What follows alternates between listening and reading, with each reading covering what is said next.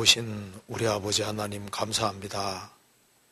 오늘도 저희들을 한자리에 불러 모아주시고 또 하나님의 말씀으로 또 궁금한 것들을 생각해 보려고 합니다. 주님께서 함께 해주시고 도와주셔서 마음속에 있는 여러 가지 의문들을 제해 주시고 우리의 행보를 말씀 위에 굳게 세워 주옵소서.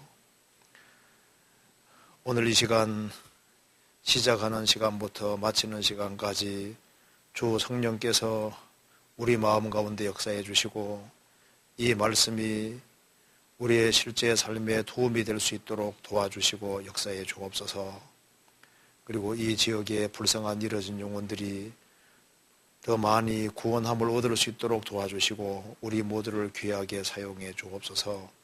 앞으로 예수를 동계 수양에 준비하는 그 모든 손길에도 함께 해주시고 도와주시옵소서. 주 예수 그리스도 이름으로 기도하옵나이다. 아멘.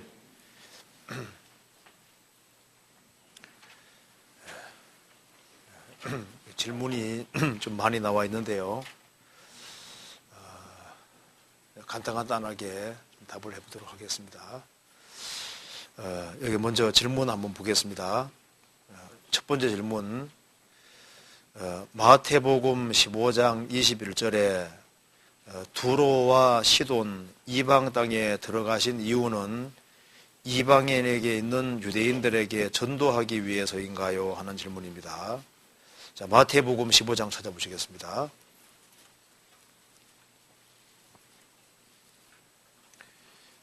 마태복음 15장 21절.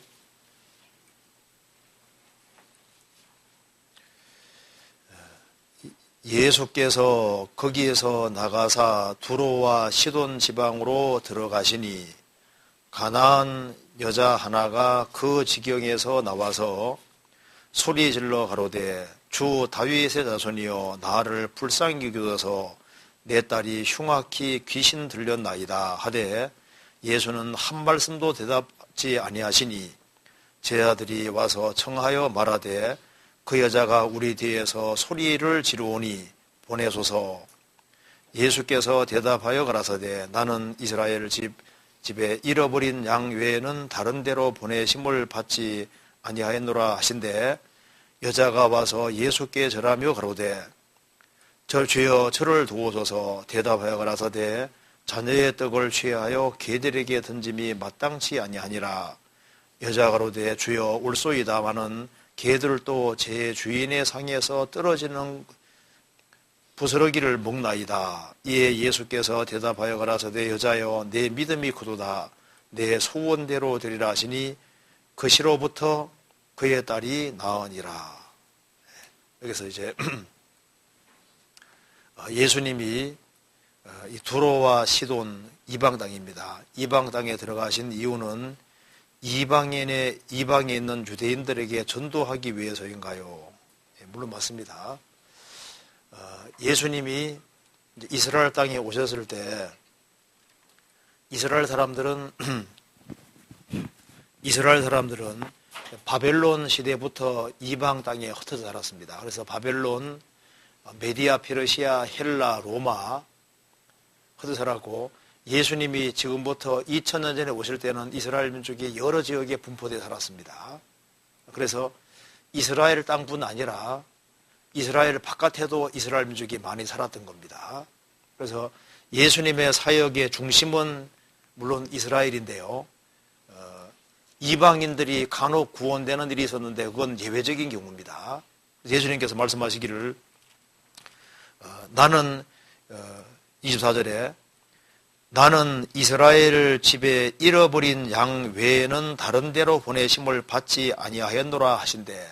무슨 말이냐면은 예수님이 3년 반 동안 공생에 하실 때 예수님의 사역의 중심은 유대인에게 국한되어 있는 겁니다. 이방인들은 덤으로 참여하는 거예요. 그런데 이방인들을 완전히 배제한 거냐? 물론 아닙니다. 예수님이 공생의 당시에 3년 반 동안 일하시는 것은 주로 유대인 땅에 오셔서 유대인들에게 주님 역사 나타내시고 성경대로 죽으시고 부활하시면 되는 거예요. 그렇기 때문에 예수님 말씀하시기를 나는 이스라엘 집에 잃어버린 양 외에는 다른 데로 보내심 받지 아니하노라. 예수님이 3년 반 동안은 이스라엘 땅에 다니면서 일하시는 것이 예수님의 목적인 겁니다. 그런데 이방인들은 덤으로 축복을 받게 되는 거예요. 여기에 가나안 여자 하나가 이제 딸이 구원받는 내용이, 건진받는 내용이 나와 있죠. 이런 것이 덤인 겁니다. 그래서 주님이 이제 3년 반 동안 두루 다니시는 가운데 이방인들이 간혹 구원되는 일이 있었죠. 그것은 유대인의 축복에 이방인들은 덤으로 참여하는 겁니다. 그래서 예수님께서 두로 지방 다니시고 시돈 지방 다니시고 이렇게 다녔는데 원래 이스라엘 사람들이 분포되어 있었던 거예요. 그런데 거기에 진리를 구하고 찾는 사람들은 거기에서 덤으로 구원되는 겁니다. 그래서 여기에 질문 내용 속에 이스라엘 집에 잃어버린 양 외에는 다른 데로 보내심을 받지 아니하노라 하셨는데 거라사 지방에서도 귀신 들린 자를 고치시고 이방인 4,000명을 먹이시고, 이방인 4,000명이 아니라 유대인입니다. 잘못하신 것 같은데 이방인 4,000명, 유대인 4,000명을 먹이시고 12광주리가 남은 사건을 보면 이방인에게 전도하시는 모습이 나옵니다. 이건 좀 잘못 알고 있는 것 같아요. 그리고 가나안 여인의 모독하며 간곡한 부탁을 거절하시며 자신은 유대인에게만 보내심 받았다고 하셨는데 이방인에게 전도하는 모습이 잘 이해되지 않습니다. 그러니까 예수님이 초림하신 목적은 이스라엘 땅 중심으로 유대인들에게 우선권이 주어졌다는 걸 말하고 있는 겁니다. 이것은 예수님 공생의 당시에는 이스라엘 집에 잃어버린 양 외에는 다른 데 보내심 받지 않았다. 예수님이 이스라엘 땅에 오셔 3년 반 동안은 이스라엘 중심으로 일하도록 되어 있는 거예요. 이방인들은 이제 덤으로 붙는 거고 우선권이 유대인에게 주어져 있다는 걸 말하는 겁니다. 그런데 그럼 유대인만 구원되는 거냐? 그건 아닙니다. 예수님은 처음부터 만민의 구세주로 오셨잖아요. 근데 3년 반 동안은 그렇게 국한된 것을 말하고 있는 겁니다. 그리고 여기 이제 중요한 말씀을 하셨는데요. 지금 이방인들은 사실 잔저의 떡을 취해서 개들에게 던짐이 마땅치 않다. 예수님 말씀하시죠. 26절에 잔저의 떡을 취하여 개들에게 던짐이 마땅치 아니하다. 하니까 여자가 말하기를 주여 올소이다마는 개들을 또 제 주인의 상에서 떨어지는 부스러기를 먹나이다. 이렇게 말씀했습니다. 자, 여기에 중요한 내용입니다. 이것이 먼저 레위기 한번 찾아봅시다. 19장 한번 보세요. 레위기 19장 봅시다.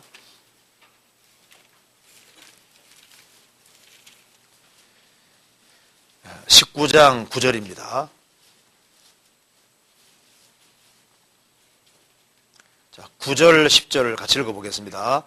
너희 땅에 곡물을 베를 때에 너는 반 모퉁이까지 다 거두지 말고 너의 떨어진 이삭도 줍지 말며 너의 포도원의 열매를 다 따지 말며 너의 포도원에 떨어진 열매도 줍지 말고 가난한 사람과 타국인을 위하여 버려두라. 나는 너희 하나님 여호와니라. 이스라엘이 이제 곡식 농사를 지었을 때 곡물을 벨 때도 모퉁이까지 몽땅 베지 말아라. 일부를 남겨두는 겁니다. 그리고 이제 이삭이 떨어졌을 때 이삭도 줍지 말아라. 왜냐하면은 가난한 사람과 타국인을 위해서 버려두라 그러죠. 그러니까 주님께서 일하실 때 처음부터 유대인의 축복에 이방인이 참여하도록 프로그램을 원래 처음부터 만들어 놓으신 겁니다. 그러니까 지금 우리는 이방인들이잖아요. 이방인들이니까 유대인들이 이제 농사 다 지어놓고 거기에 모퉁이 일부 참여하는 것처럼요. 우리는 유대인이 아니라 이방인입니다. 그러니까 유대인의 축복에 참여하는 거예요. 그래서 솔로몬이 만든 성전에도 보면은 이방인의 뜰이 있거든요. 그러니까 성전에 이렇게 있으면은 이제 이방인이 들어갈 수 있는 이방인의 뜰이 있고 여인의 뜰이 있고 이스라엘 여인들이 들어갈 수 있는 뜰이 있고 그다음에 유대인 남자가 들어갈 수 있는 공간이 있고 그다음에 이제 레위인이 활동하는 공간 제사장들이 들어가는 곳 다 구별이 되어 있습니다. 그런데 하나님의 전체 프로그램 속에는 처음 성전 만들 때도 거기에 누가 포함되냐 하면 이방인의 뜰이 포함되어 있는 거예요. 그리고 하나님의 처음 계획 속에 이방인들을 배제한 것은 아니다 그 말입니다. 자, 그러면은 우리가 잘 아는 대로 예수님께서 성전 청결한 사건이 2번 나와 있잖아요. 예수님께서 성전에서 소 팔고 양 팔고 비둘기 파는 사람들을 내쫓으시고 이제 동전을 막 둘러붙고 하시잖아요. 왜 주님께서 그렇게 하셨냐면 이유가 있는 거예요. 이거 잠깐 봅시다. 여기에.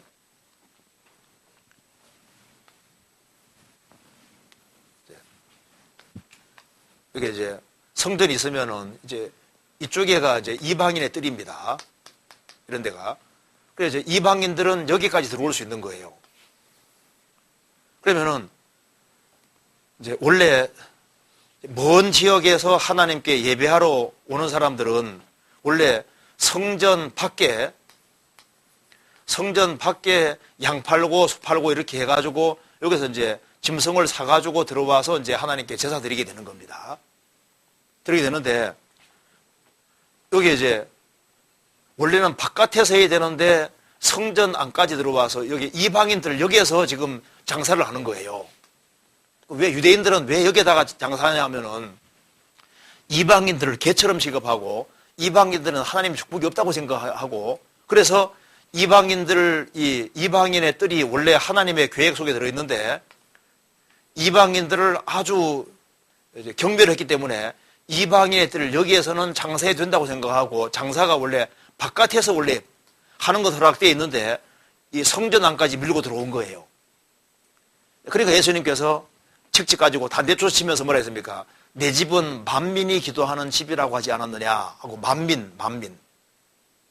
그러니까 예수님이 처음부터 계획할 때 유대인의 축복에 이방인이 참여하도록 되어 있는 겁니다.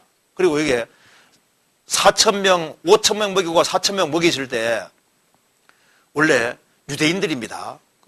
그 5,000명 먹고 4,000명 먹은 사람이 유대인들입니다. 그런데 여기 이제 5,000명을 먹이시고 예수님이 5,000명을 먹이시고 얼마 남았습니까?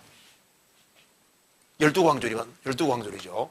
12광절이 남았고 4,000명 먹였을 때는 어떻습니까? 4,000명 먹였을 때는 7광절이 남았잖아요. 그러니까 이걸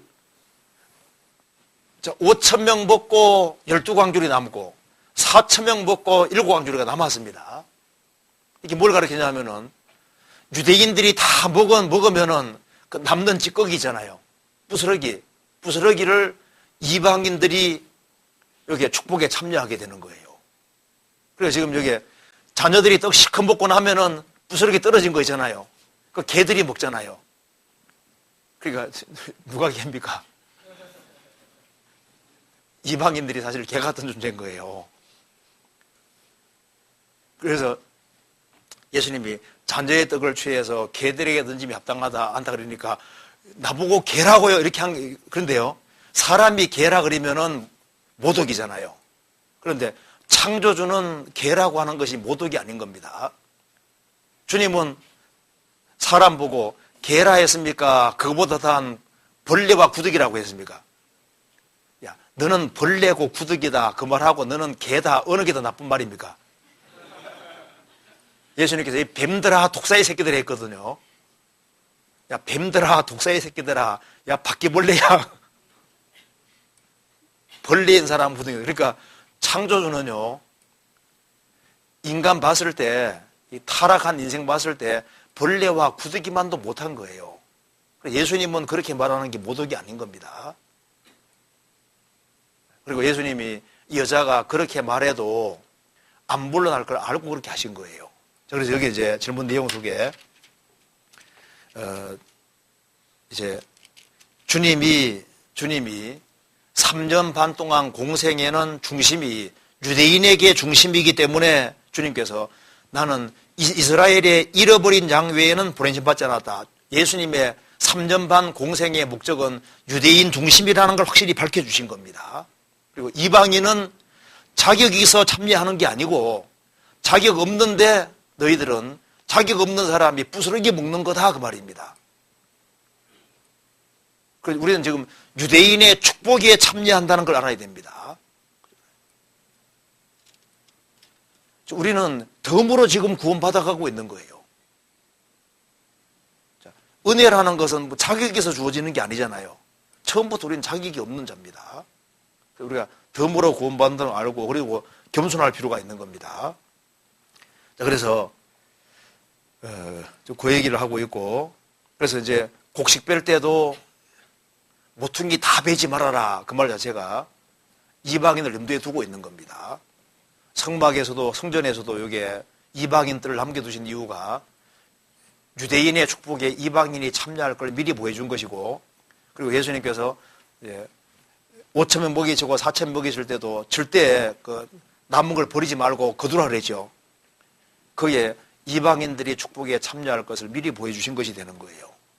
그리고 이제 그 다음 질문은 유대인에게만 보냄받으셨다고 하셨는데 가나안인 시몬을 제자로 받으신 이유는 무엇일까요?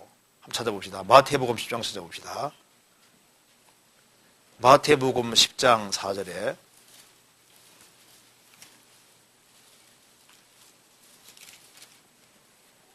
10장 4절 4절 가나안인 시몬과 및 가룟 유다 곧 예수를 판 자라. 가나안인 시몬, 얼른 읽으면은 이방인 가나안 사람이구나 이렇게 생각할 수 있잖아요.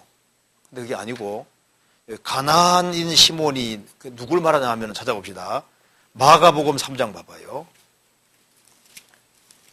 3장 18절에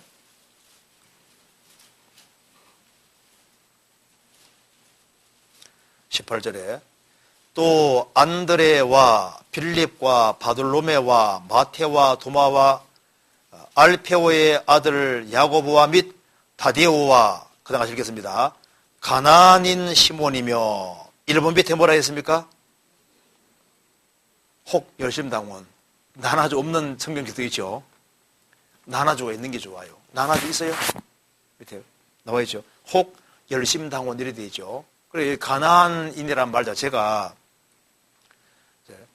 여기 이제 이방 가나안은 사람은 그 히브리 헬라 말로 카나아이야. 근데 여기 이제 여기는 헬라 원어에 뭐라 되냐면 카나나이오스 열심당원이라는 뜻의 아람을 합니다. 그러니까 이제 여기에 가나안이라는 말 자체가 여기 가나안 사람, 이방인 가나안 사람 말하는 게 아니라 원래 가나안이라는 말 자체가 원래 열심당원, 젤로 땅, 열심당원을 말하는 거예요. 여기에 가나안이란 말은 가나안 땅 가나안이 아니고 그 헬라 원어로 카나나이오스, 열심하는 열심당원 그런 뜻이랍니다. 그러니까 이제 이방인이 아니라 뭡니까? 유태인인 거예요. 유태인으로서 헤롯 정부를 반대하는 열심당원을 말하는 거예요. 이해되시죠? 그러니까 이 사람 이건 이방인이 아니다 그 말입니다. 그래서 여기에 가나안 써놓고 혹 이걸 우리나라 말로 풀면은 열심당원이라는 뜻이다 그 말입니다. 이건 이해되시죠? 네, 그렇게 이해하면 되겠습니다. 그 다음 질문은 이제 가나안 여인을 개로 비유하면서 모욕한 이유는 무엇인가요? 모든 사람이 구원받기를 원한다고 하셨는데 그런 말을 하신 것이 이해가 되지 않습니다. 예수님이 자녀의 떡을 취해서 개들에게 던짐이 합당하지 않다. 그럼 자녀는 유태인이고 이방인은 개라고 이렇게 취급했는데 그 모독한 것이 아니냐. 근데 모독한 것이 아니에요. 사람이 그렇게 말하면 모독이 되는 겁니다. 근데 예수님은 하나님이 사람이 되신 분인 거예요.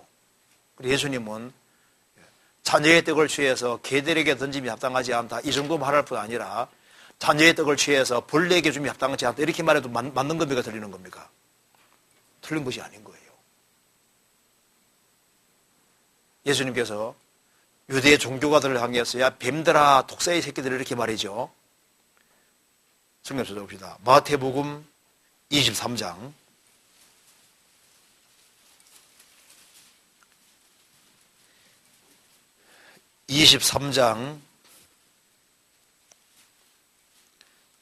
33절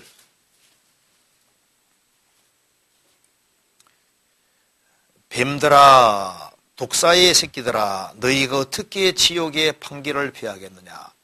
예수님 유대 종교가들을 향해서 뱀들아 독사의 새끼들아 어떻게 너희가 지옥의 판결을 피하겠느냐.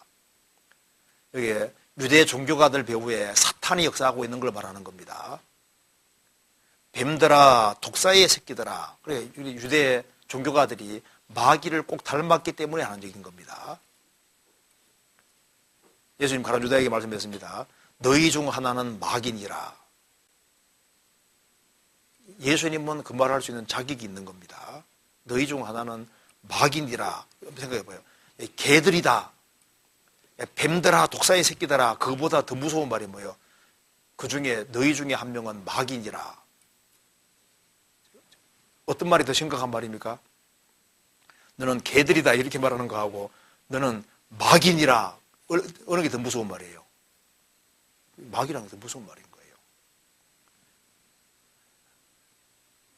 요한복음 25장에 욥기 25장에 나와 있죠. 하물며 벌레인 사람 구더기인 인생이랴. 그 걸어가신 주님께서 모실 때 인간은 벌레와 구더기만도 못한 거예요. 그래서 하나님을 참으로 잘 아는 사람들이 고백했잖아요. 아브라함은 말하기를 티끌고 같은 나다. 하나님 앞에서 나는 티끌고 같은 존재다. 하나님께서 야 너는 개다 말하는 거하고 너는 티끌이다. 주님께서 너는 범죄하고 난 후에 너는 흙이니 그랬잖아요. 흙이라고. 너는 흙이니 그렇게 말씀하셨습니다. 그리고 하나님을 아는 사람들이 나는 다른 사람에게 비하면 짐승이다. 다른 사람에게 비하면 나는 짐승같은 놈이다. 그러니까 자기를 참으로 낮춘 사람은요, 나는 사실 짐승만도 못한 사람입니다. 이렇게 얘기해야지 맞는 겁니다. 여자는 예수님 만나러 왔을 때 자신은 도무지 자격이 없다는 걸 알고 있는 거예요. 예수님에 대한 얘기를 많이 들어왔기 때문에 감히 자신은 예수님 앞에 나아갈 수 없는 사람이라는 걸 아는 겁니다. 그런데 딸이 흉악히 귀신 들렸기 때문에 자격이 천전 없는데 자비를 구하러 온 여자인 겁니다.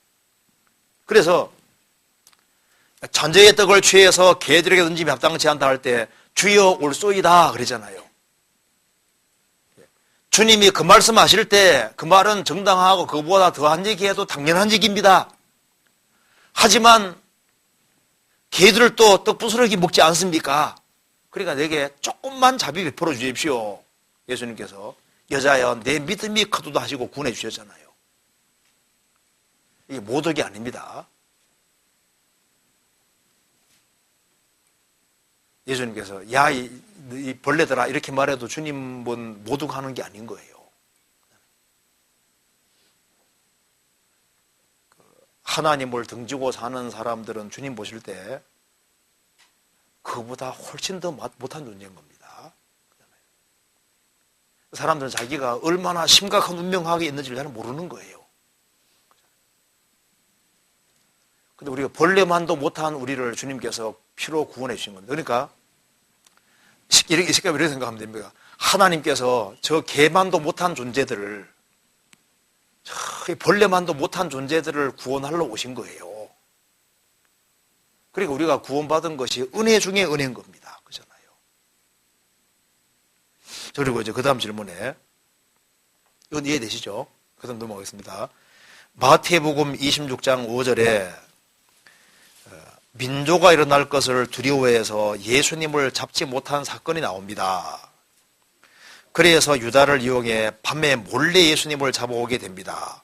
그때 유대 백성들은 예수님을 선자로 알고 예수님을 건드리면 자신의 지도자에게 돌을 던질 기세를 가졌던 사람들이었습니다. 그런데 예수님이 잡히시기 전까지 예수님을 따랐던 사람들이 왜 예수님을 빌라도에게 넘겨줄 때는 막지 않은 것인가요? 참 얘기 잘했습니다. 한번 찾아봅시다. 마태복음 26장 5절에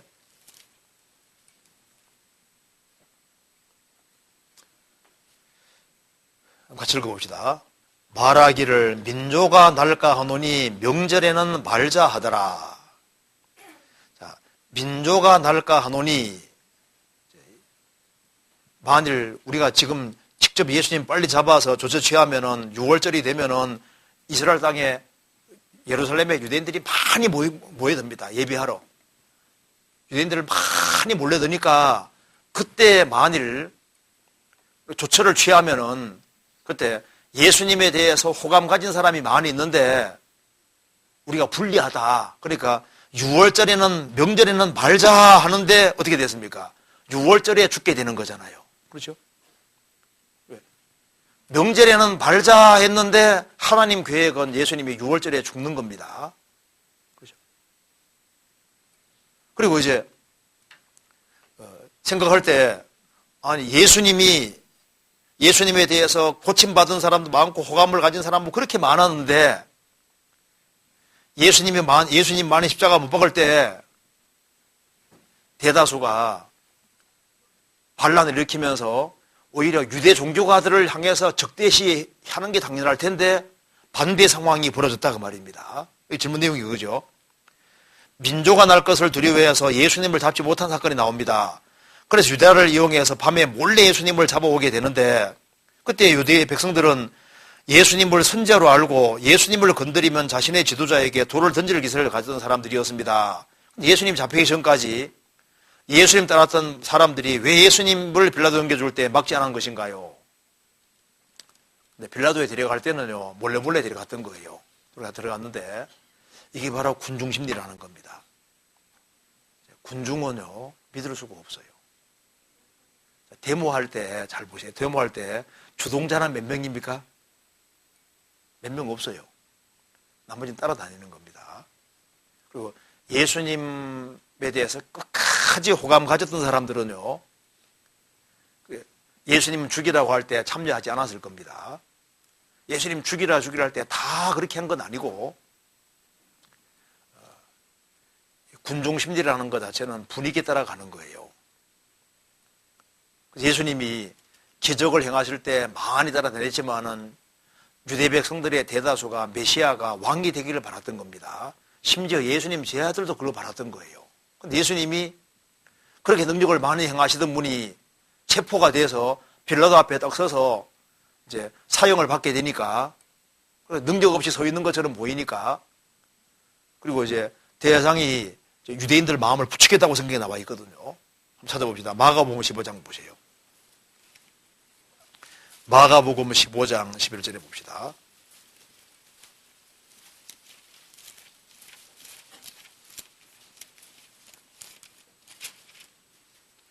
15장 11절 같이 읽어보겠습니다. 그러나 대제사장들이 무리를 충동하여 도리어 바라바를 놓아달라 하게 하니, 이게 충동하였다 그랬죠. 그래서 일반 백성들을, 민중들은 쉽게 충동되는 사람들입니다. 그래서요, 이게 이제 무더기로 이렇게 묻혀 지나가는 게 좋은 게 아니에요.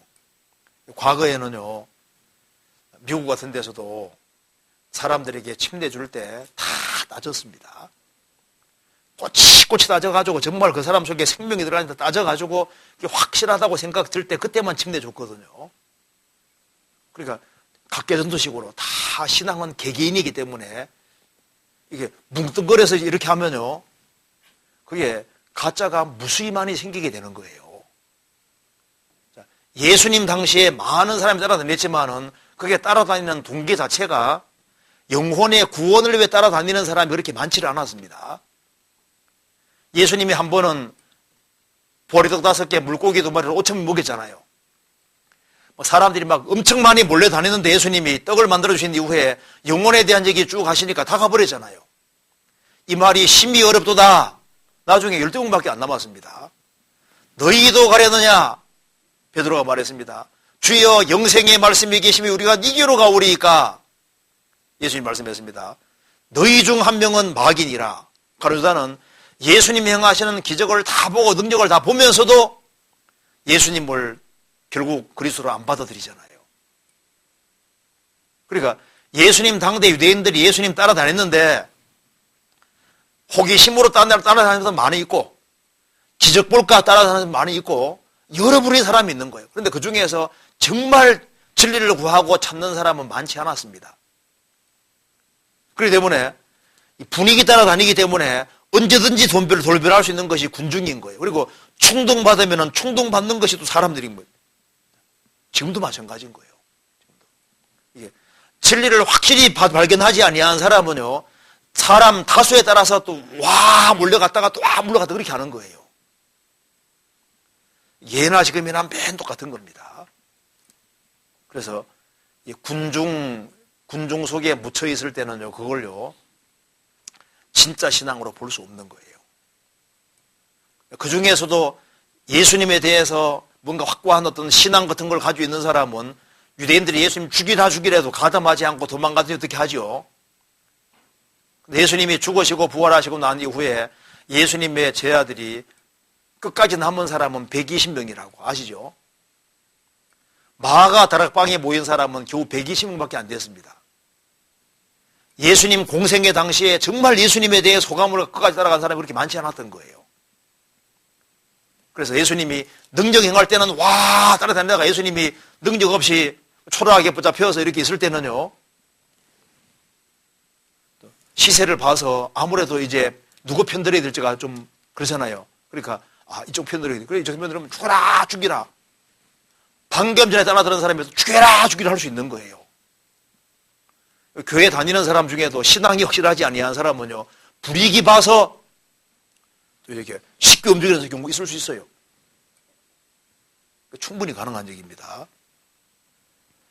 그래서 자기 신앙을 확실하게 하는 게 중요한 거예요. 교회 안에도 가끔 바람이 붑니다. 그런데 신앙이 확실한 사람만 굳건하게 서는 겁니다. 그리고 그 다음 질문에 사도행전에는 우상의 제물을 먹지 말라고 했는데 로마서에서는 양심에 끄리낌이 없으면 우상의 제물을 먹어도 된다고 나옵니다. 어느 것이 맞는 것인가요? 찾아봅시다. 사도행전 15장 봅시다.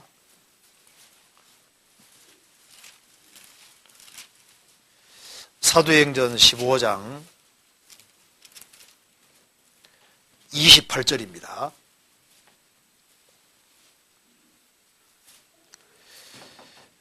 성령과 우리는 이 요견한 것들을 외에 아무 짐도 너희에게 지우지 아니한 것이 가한 줄 알았노니 우상의 제물과 피와 목매어 죽인 것과 음행을 멀리할지니라. 이에 스스로 상가면 잘 되리라. 평안함을 원하노라 하였노라. 여기서 이제 이방인으로서 구원받은 사람들에게 금지시킨 것이 몇 가지가 있습니다. 그 중에 우상의 제물을 먹지 말고, 피를 먹지 말고, 목매어 죽인 거 먹지 말고, 음행을 멀리하라. 이에 스스로 상가면 잘 될 것이다. 예루살렘 회의에서 결정한 사항인데 이게 성령께서 개입하셨기 때문에 성령과 우리라고 표현한 겁니다. 이것은 신약 시대에도 효력이 있는 거예요. 여기 이제 우상의 제물을 삼가라고 분명히 말씀하셨는데 로마서 14장에는 먹어도 된다고 했다. 물론 아닙니다. 먹어도 된다고 되어 있는 게 아니에요. 여기 고린도전서 8장부터 한번 봅시다. 고린도전서 8장 봅시다.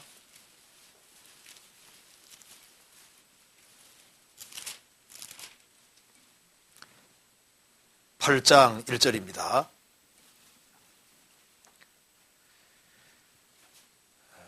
우상의 제물에 대하여는 우리가 다 지식이 있는 줄 아나 지식은 교만하게 하며 사랑은 덕을 세우나니 만일 누구든지 무엇을 아는 줄로 생각하면 아직도 마땅히 할 것을 알지 못하는 것이요 또 누구든지 하나님을 사랑하면 이 사람은 하나님의 아시는 바 되었느니라.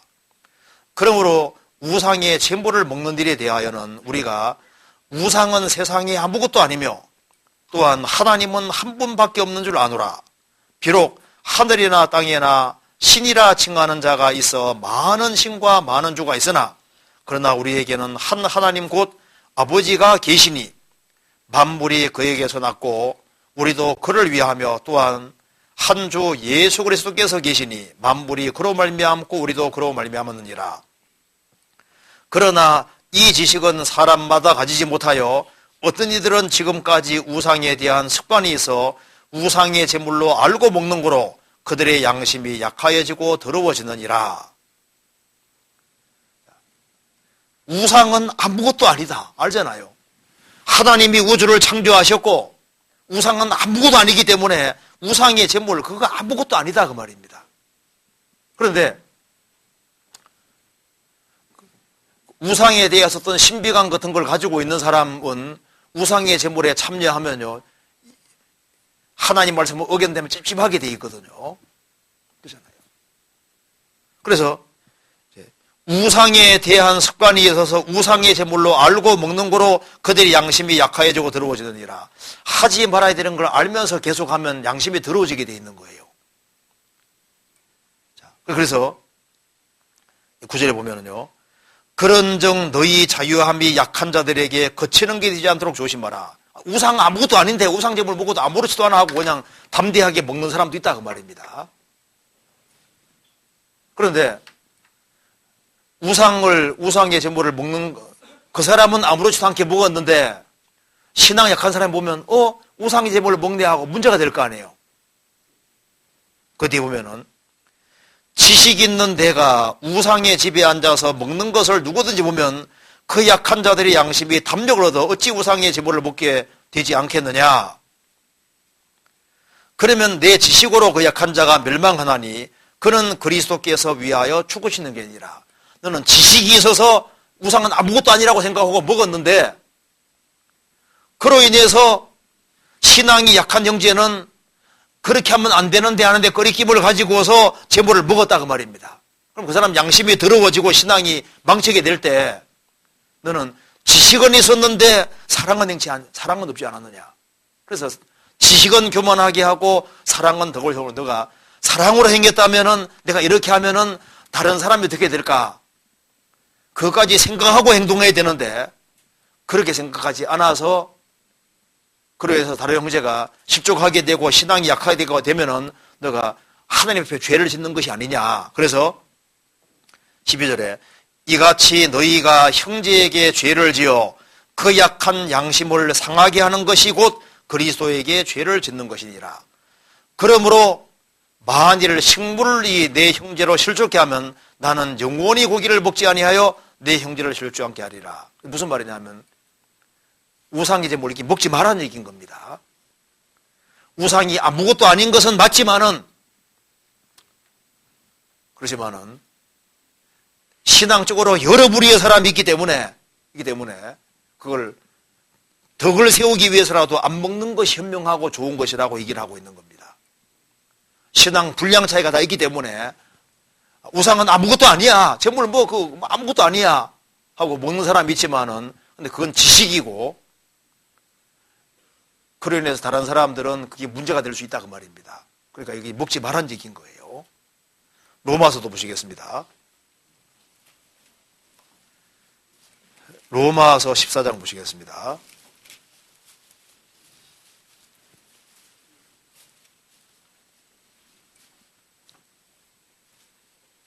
(14장) 20절에 같이 읽어보겠습니다. 식물을 인하여 하나님의 사업을 무너지게 말라. 만물이 다 정하되 그리 끼므로 먹는 사람에게는 악하니라. 식물을 인하여 음식물로 인하여 하나님의 사업을 무너지게 말라. 만물이 다 정하되 그리 끼므로 먹는 사람에게는 악하니라. 이게 무슨 말이냐 하면은 이제 레위기 11장에 나와 있는 먹어야 되고 먹지 말아야 되는 그 문제 있잖아요. 그 문제가 예수님이 오시고 십자가 죽으시고 부활하신 이후에는 그게 해방이 된 겁니다. 그렇기 때문에 돼지고기 먹어도 괜찮고 소고기 먹어도 괜찮고 이제 먹어도 괜찮거든요. 그런데 이 당시에는 이제 그것이 폐지된 지가 얼마 안 됐기 때문에 꺼리낄 수 있는 거예요. 그래서 이제 교회 안에서 성경에서 이제 예수님이 오시고 난 이후에는 만물이 다 정하다 그랬고 먹어도 괜찮다고 용감 먹는 사람 있는가 하면은 그걸 또 먹는다고 해서 판단하는 사람 여러 사람이 있었던 겁니다. 그래서 이게 식물을 인하여 하나님의 사업을 무너지게 말라 만물이 다 정하되 거리낌으로 먹는 사람에게는 악하니라. 그래서 만물은 다 정하기 때문에 감사함을 하든 볼 것이 없는데 단 그런데 우상의 제물은 예외인 겁니다. 이런 경우 있잖아요. 고린도 교회에서는, 고린도 지역에서는 우상에게 드려지고 이제 짐승을 내놓는 경우가 많았습니다. 그러니까 이 짐승이 이제 제사 드려지고 나왔는지 안 왔는지를 알 수가 없는 거예요. 그러니까 시장에서 파는 것은 묻지 말고 먹으라고 되어 있잖아요.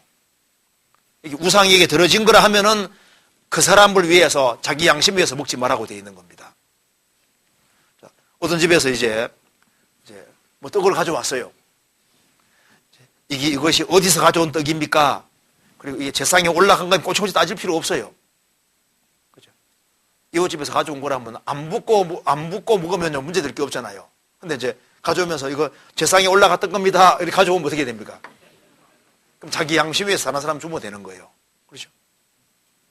그래서 모르고 먹을 때는 문제될 게 없는 거거든요. 근데 알고는 그렇게 하지 말아라고 돼 있는 거예요. 그러니까 여기에 우상의 제물은 성경에서 먹지 말라고 돼 있는 거예요. 나는 우상 제물 아무것도 아닌데 먹어도 괜찮아 하고 먹는데 그렇지 않습니다. 성경에서 금지한 건 안 하는 게 좋은 거예요. 뭐 피 먹어도 괜찮아 하고 오잖아요. 뭐 피 후루룩 마시는 사람도 있는데 아니 성경에서 금한 건 하지 않는 게 좋아요. 그렇잖아요. 또 사람들 요리할 때는 요리해도 피를 쫙 빼도 피가 조금 남아 있는데요. 성경에서 피를 쏟고 흘리고 먹으라 그랬으니까 조금 묻는 건 가능한 겁니다. 근데 피채 먹지 말으라고. 피하고 같이 먹지 말으라고 되어 있는 거예요. 자, 그러니까 여기서 우상의 제물을 양심에 거리낌이 없어도 먹어도 되느냐? 성경이 먹지 말란 얘기인 거예요. 여기 이제 고린도전서 읽어보면 먹지 말란 얘기인 겁니다. 너는 먹어도 아무렇지 않다고 생각할지 몰라도 다른 사람을 생각해서도 안 먹는 것이 그게 잘하는 거다고 얘기를 하는 거예요. 하고 먹을 것이 많은데 왜 그걸 꼭 먹으려고 그래요? 안 먹는 게 현명합니다. 자, 그리고 이제 그 다음에 사도행전에 바울이 3차 전도여행을 마치고 돌아갈 때 성령의 감동을 받은 사람들이 바울이 예루살렘에서 결박될 것을 경고하면서 가지 못하게 만류합니다. 하나님은 바울을 로마에 보내시려고 했는데 왜 성령은 바울을 막으신 것인가요? 이게 이제 잘못 알고 있는 겁니다. 성경 한번 찾아봅시다. 사도행전 21장 찾아봅시다. 21장 11절을 보세요.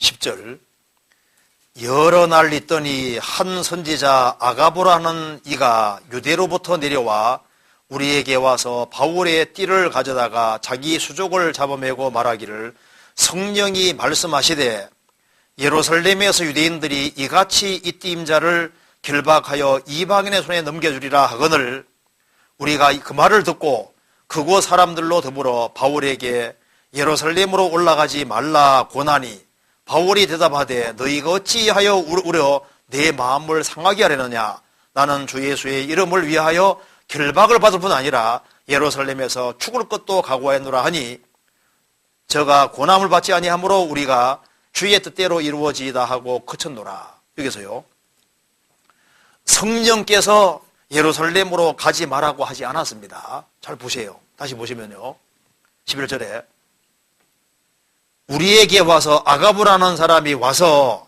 바울의 띠를 가져다가 자기 수족을 잡아매고 말하기를 성령이 말씀하시기를 예루살렘에서 유대인들이 이같이 띠 임자를 결박하여 이방인에서 넘겨주리라. 여기까지만 성령이 말한 겁니다. 그러니까 예루살렘에 올라가면 붙잡히 결박당한다 그 말입니다. 결박당해서 이방인에서 넘겨진다. 여기까지만 알려준 거거든 성령께서. 알려줬는데 우리가 그 말을 듣고 그곳 사람들로 더불어 바울에게 예루살렘에 올라가지 말라 고난이 올라가지 마라 한 것은 성령께서 올라가지 말라고 한 겁니까? 그 말을 들은 사람들이 막은 겁니까? 그 들은 사람들이 막은 것이지 성령께서 막은 것이 아니에요. 바울 사도는 말했습니다. 야, 왜 너희들이 울어서 내 마음을 상하게 하느냐?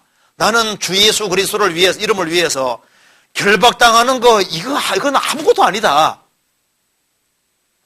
바울 사도는 지금 전도하는 과정에서 매도 수없이 맞았잖아요. 막 돌에도 맞아 죽었다 깨어나기도 하고, 실은 엄청 당했기 때문에, 야, 결박당하는 거, 나는 지금 40의 하나 감염배를 여러 번 맞았잖아요. 그러니까 뭐, 결박당하는 거, 이건 뭐 아무것도 아니다. 그 말입니다. 나는 결박당할 뿐 아니라 그냥 죽을 것도 각오했는데, 예루살렘 올라가면 기껏 결박당하는 것밖에 없는데, 그건 뭐 대수냐? 그래, 바울 사도가 얘기했다. 그 말입니다. 그러니까, 지금 여기에 성령께서 예루살렘에 올라가지 마라 하신 게 아니라 성령께서는 바울 사도가 로마에 이제 예루살렘 올라가면은 이렇게 결박당해서 고난 받을 것이라고 말씀해 주신 거예요. 사도행전 20장 봅시다. 20장 22절.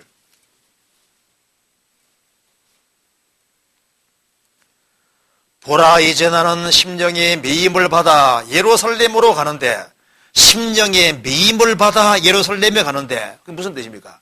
심령의 매임을 받아 간다고 되어 있잖아요. 그러니까 예루살렘으로 가는 게 주님 뜻인 거예요. 심령의 매임을 받아 예루살렘으로 가는데, 저기서 무슨 일을 말하는지 알지 못하노라. 오직 성령이 각 성에서 내게 증거하여 하시되 결박과 혼란이 나를 기다린다 하시나. 자기를 기다리는 것은 환영하는 것이 아니라 결박과 혼란이 나를 기다린다.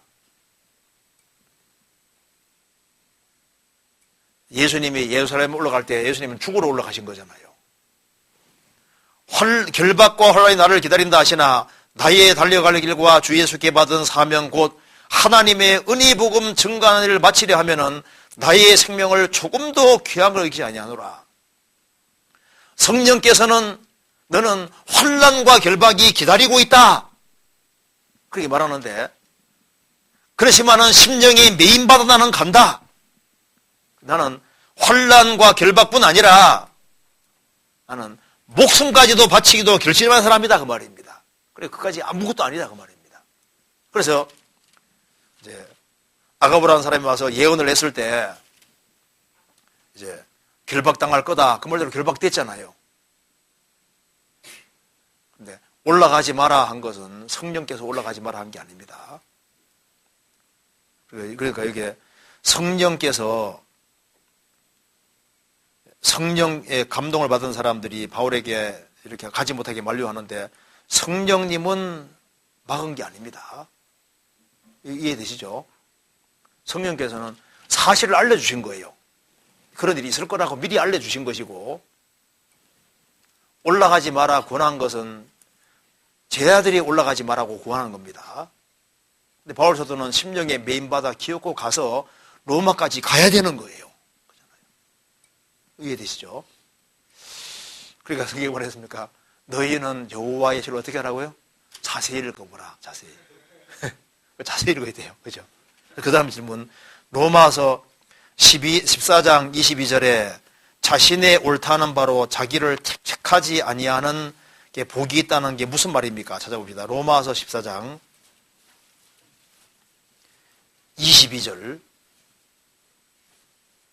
자, 이거 참 중요한 구절이죠. 같이 읽어봅시다. 내게 있는 믿음을 하나님 앞에서 스스로 가지고 있으라. 자기의 옳다는 바로 자기를 책하지 아니하는 자는 복이 있도다. 이 구절이 아주 중요한 구절입니다. 내게 있는 믿음을 하나님 앞에서 스스로 가지고 있어라. 구원받은 사람 믿음이 있습니다. 내게 있는 믿음을 하나님 앞에서 스스로 가지고 있어라. 그리고 자기의 옳다는 바로, 이 말이 무슨 말이냐면은 자기가 하나님 말씀을 배우는 가운데 하나님 말씀 가운데 아주 확실한 그 지식 위에 딱 서 있는 겁니다. 자기의 옳다는 바로 이건 틀림없이 하나님이 깨닫게 해줬고 틀림없다. 누가 무슨 이론 제기한다 할지라도 하나님 말씀 앞에서 내가 확신을 다 가지고 있으면은 그 위에 굳게 서서 행하는 것이 그게 옳다 그 말입니다. 여기 어떤 사람은요, 자기 옳다는 바로 자기의 책하지 않는 자가 복이 있다는 말 자체를 악용해서 하나님 말씀을 어기면서도 자기를 책하지 않는 건 그건 옳지 않습니다. 나는요, 교제 안 나와도 나는 걱정 없어요. 성경이 말씀하기를 내게 있는 믿음을 스스로 가지고 있어라. 자기 옳다는 바로 자기 책하지 않는 자가 복이 있다 그랬으니까 나는 교제 안 나와도 나는 신앙생활 잘할 수 있습니다. 자기 옳다는 바로 나는 그렇게 생각하는 게 나는 교회가 별로 필요 없다고 생각해요. 나는 내 혼자 신앙생활 잘할 수 있습니다. 자기 옳다는 바로 자기의 책하지 않는 복이 있다. 그 말 아닙니다. 하나님 말씀을 어기면서도 자기를 책하지 않는 건 옳지 않잖아요. 하나님 말씀이 명백히 그렇게 안 돼 있으면은요, 그 책망을 받아야 옳은 겁니다. 그런데 이제 말씀이 확실할 때는 다른 사람 의견에 좌우되지 말고 그 믿음 위에 굳게 서는 사람이 복이 있다 그 말입니다. 자, 아브라함이 갈대아 우르에 나와서 가나안 땅 가는 게 하나님 뜻입니다. 가나안 땅으로 가라 그렇게 말하시면 그 하나님 음성이면 그대로 가는 것이 현명한 거예요. 내게 있는 믿음을 하나님 앞에 스스로 가지고 있어라. 자기 옳다는 바로 자기를 책하지 않은 자가 복이 있도다. 주님 뜻이 명백할 때는 다른 사람 의견에 좌우될 필요 없이 그 믿음에 굳게 서는 것이 현명하다는 거예요. 그래서 자기의 옳다는 바로 자기를 책하지 아니하는 자는 복이 있도다. 그래서 믿음대로 하는 것이 복이다 그런 뜻인 거예요. 그래서 말씀 위에 굳게 서 있을 때는 다른 사람이 뭐라 하든 말든 간에 하는 게 옳은 겁니다. 예를 들어서 이제 어떤 사람이 전도인으로 부르심을 받았는데요. 이게 주님 명령이 너무 확실한 거예요. 이게 주님이 내 마음에 주신 마음이고 이렇게 하면 막 반대도 많이 있는데 그러면요 그대로 하려고 그러면 막 여러 가지 막 생기잖아요. 야, 네가 그 자식으로 그런 도리가 맞냐 부터져가지고 막 책망이 올 수 있잖아요. 그렇지만은 주님 뜻이 명백할 때는 자기를 자책하지 아니하고 하나님 말씀이 그러하기 때문에 그 말씀 따라 행하는 그 사람은 그게 내 복을 받도록 되어 있는 거예요. 이렇게 말씀을 어기면서 책망하지 않자 복이다 그런 뜻이 아닙니다. 그렇게 이해하면 되겠습니다. 그 다음에 마가복음 6장 45절에 제 아들을 베세다로 보내셨는데 마가복음 6장 53절에는 게네사렛에 도착한 이유는 무엇입니까? 찾아봅시다. 마가복음 6장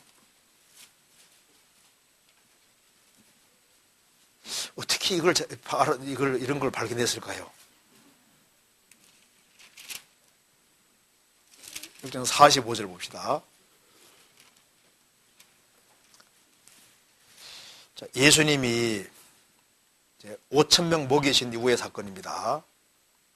45절에 예수께서 즉시 제 아들을 제초가사 자기가 무리를 보내는 동안에 배 타고 앞서 건너편 베세다로 가게 하시고, 자, 베세다로 가게 하셨는데 53절에 건너가 게네사렛 땅에 이르러 대고 어리 되잖아요. 베세다로 보내셨는데 도착하기는 게네사렛 땅에 이르렀다고 되어 있잖아요. 근데 이제 성경 또 어디 있어요 봅시다. 성경 요한복음 6장 봅시다. 똑같은 내용이다 봅시다. 요한복음 6장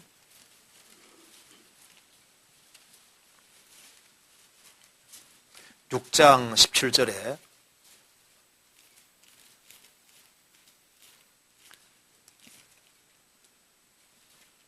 17절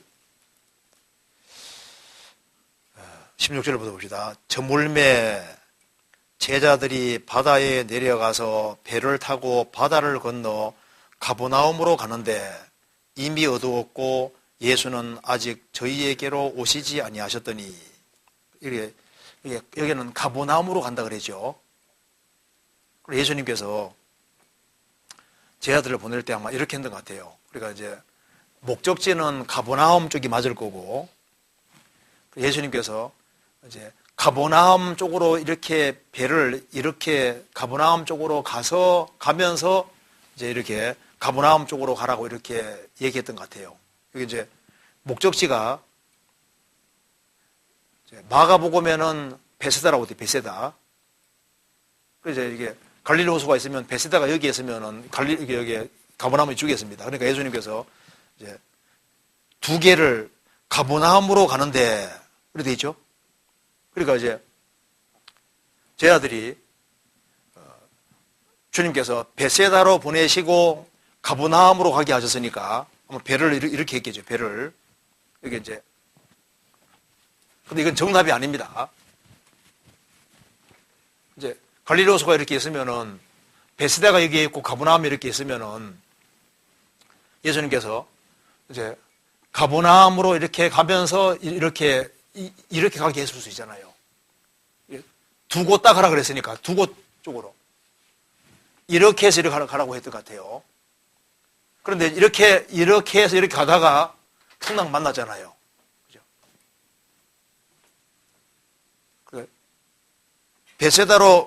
베세다로 가면서 이렇게 해가지고 가버나움으로 가게 했던 것 같습니다. 그런데 풍랑을 만나가지고 어디 도착했습니까? 풍랑 만나 도착한 곳은 또 다른 곳이잖아요. 자, 마가복음 6장 봅시다. 6장 53절. 건너가 게네사렛 땅에 이르러 되고 게네사렛 땅에 이르러 되었다. 그러니까 이제 실제로 된 곳은 풍랑 만나서 이제 된 곳은 게네사렛이라고 되어 있죠. 그런데 게네사렛은 찾아보니까 이제 이쪽에 가버나움 옆에 이쪽에 아주 넓은 지역이랍니다. 그러니까 이제 아마 여기 가버나움하고 여기 이제 하고 한 중간 정도이 됐겠죠. 이렇게 돼가지고 이렇게 갔을 겁니다. 그러니까 대충 해보면 맞아요. 그래서 예수님께서 베세다로 가면서 이렇게 가버나움으로 가게 하셨을 거고 거기서 풍랑 만나가지고 이제 도착한 곳은 게네사렛 땅인데 그게 아주 굉장히 넓은 지역이랍니다. 그리고 거기에 돼가지고 조금 올라가면은 가버나움 나오니까 최종 목적지는 가버나움이 맞을 거예요. 그러니까 이제 이게 이해되시죠?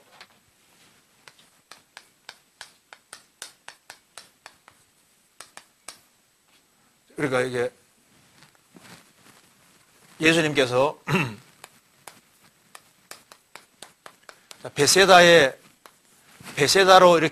베세다로도 가게 하셨고 가버나움도 가게 하셨으니까 베세다 쪽으로 해서 가버나움으로 가도록 이렇게 했을지 모르잖아요. 상상입니다. 이건 정답이 없어요. 그런데 풍랑 만나가지고 이제 게네사렛 땅 넓은 지역에 도착했으니까 아마 가까운 도착해가지고 이렇게 해서 최종 목적지는 여기가 가버나움이 맞습니다. 예수님께서 가려고 하는 목적지는 가버나움이 확실한 거예요. 그렇죠? 이건 이제 연구해가지고 이제 맞춰보면 대충 맞습니다. 우리 기하면 되겠고, 그 다음 넘어가 봅시다. 주님이 굴러 가게 해가지고 풍랑을 크게 만났던 거예요. 그래서 주님께서 풍랑 일부러 만나게 하려고 그렇게 하셨을 겁니다. 그 다음에 이제 질문 봅시다. 누가복음 16장 1절에서 8절에서 불의한 청지기에 대해 말씀하시면서 8절에 이 옳지 않은 청지기가 이를 지혜롭게 하였으므로 칭찬하셨습니다. 이는 이 세상의 아들들, 세상 사람들을 칭찬하신 것인가요? 한번 찾아봅시다. 누가복음 16장. 제가 1절부터 읽어보겠습니다. 이게 참 중요한 내용이죠.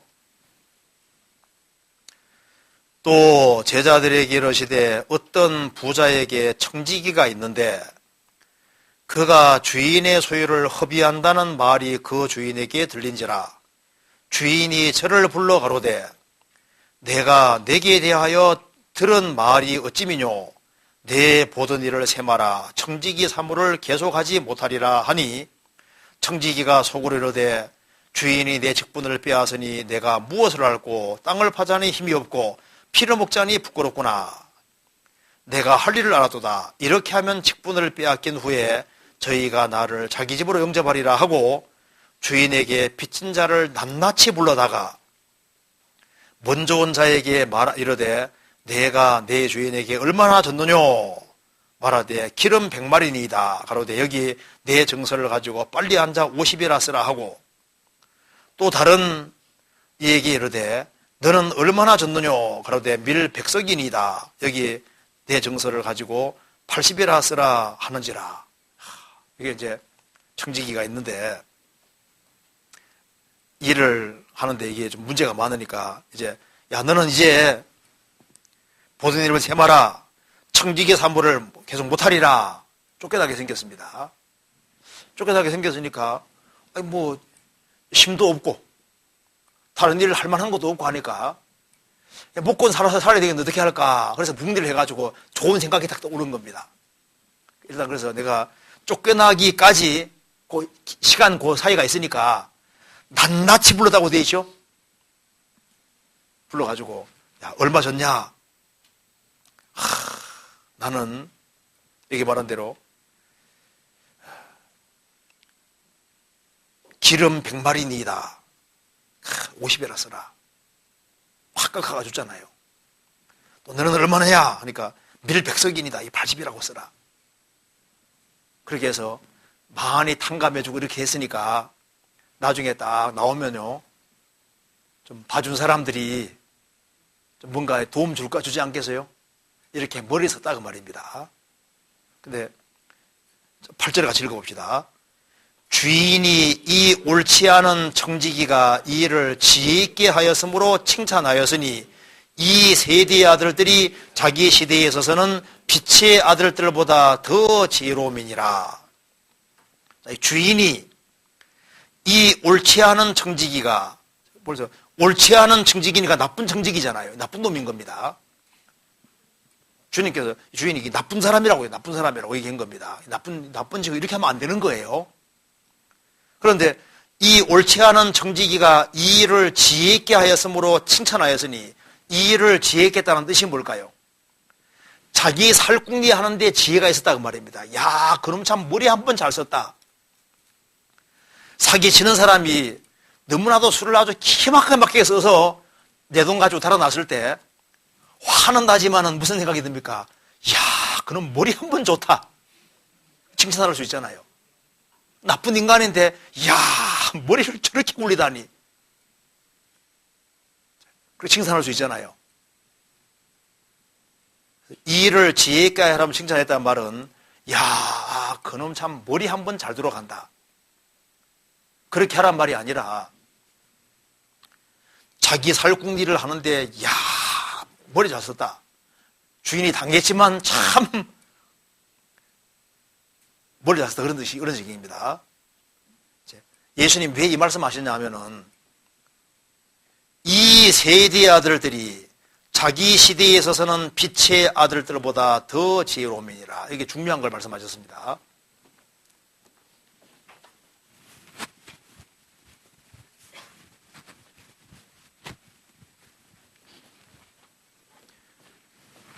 이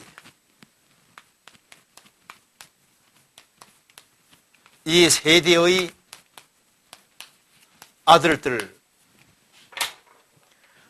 이거하고 대비되는 것이 빛의 아들들입니다.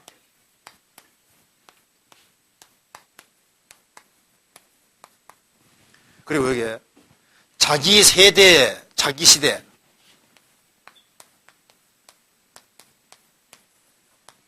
자기 시대하고 대비되는 것이 그 뒤에 영원한 처소란 말이 나와 있습니다.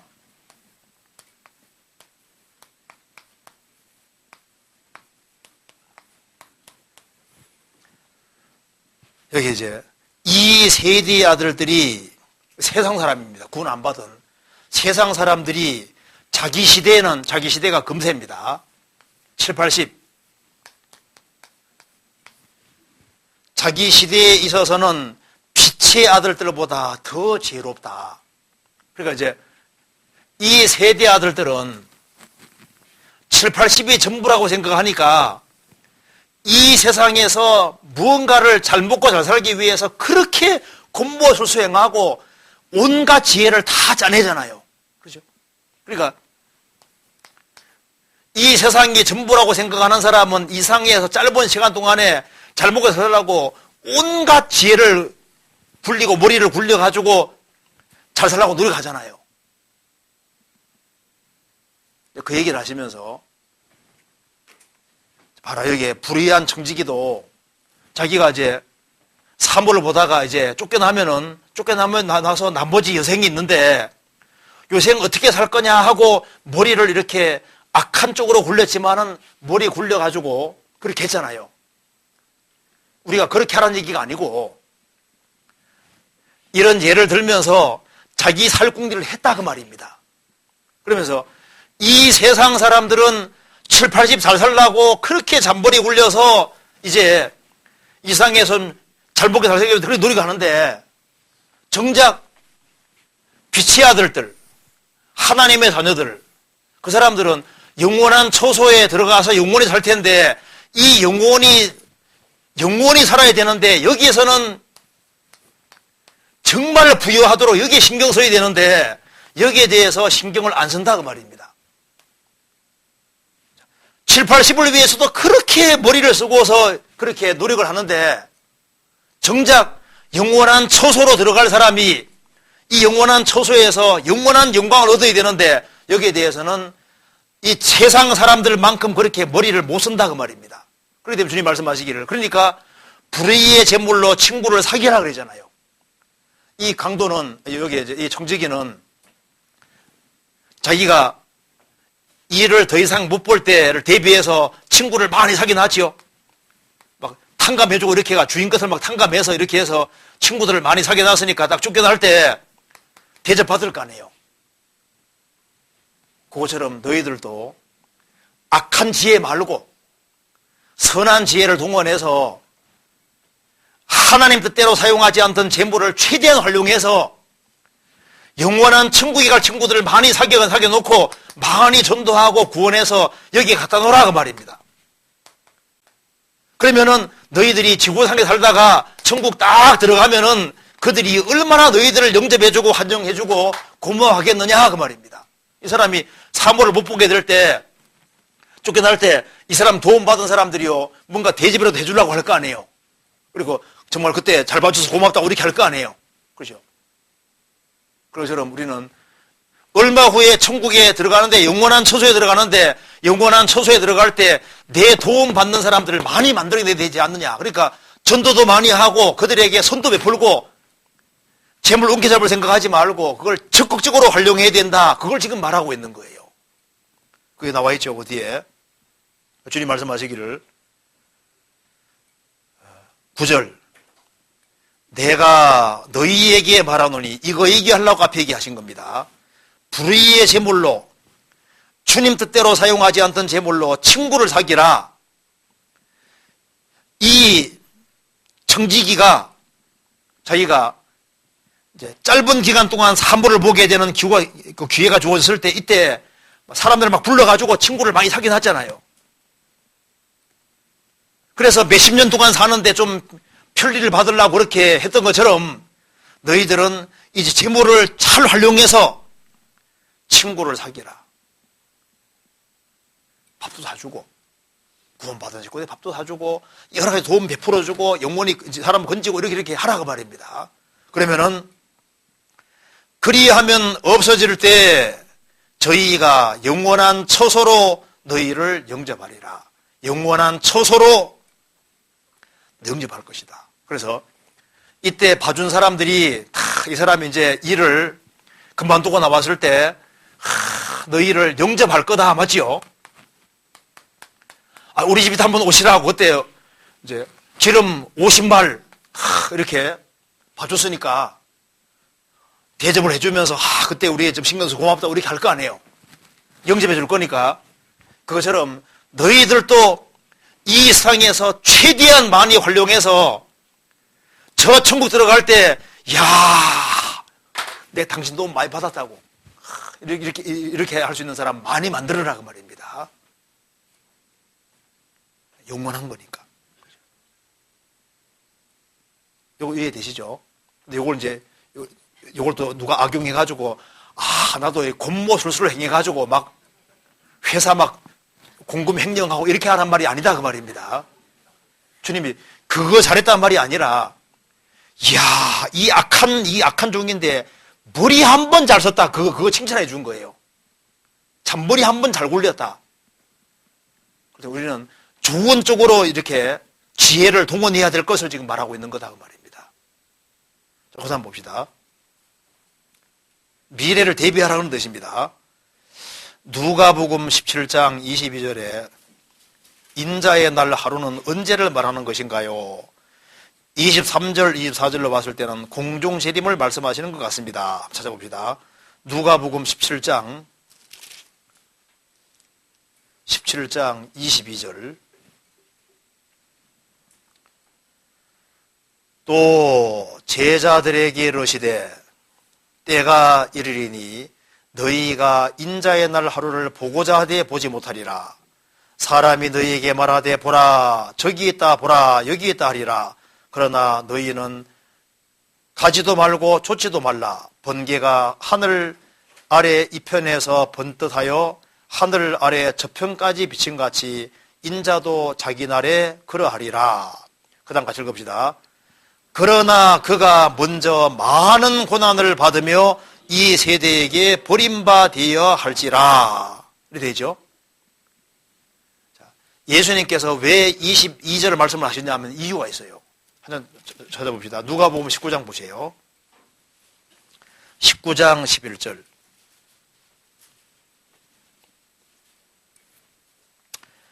저희가 이 말씀을 듣고 있을 때 비유를 더하여 말씀하시니 이는 자기가 예루살렘에 가까이 오셨고 저희는 하나님의 나라가 당장에 나타날 줄로 생각하미로라. 자, 예수님 당시에 유대인들도 그렇고 예수님 제자들도 하나님 나라가 당장 오는 줄 생각했습니다. 예수님이 당장 나라를 이루어줄 줄 생각했습니다.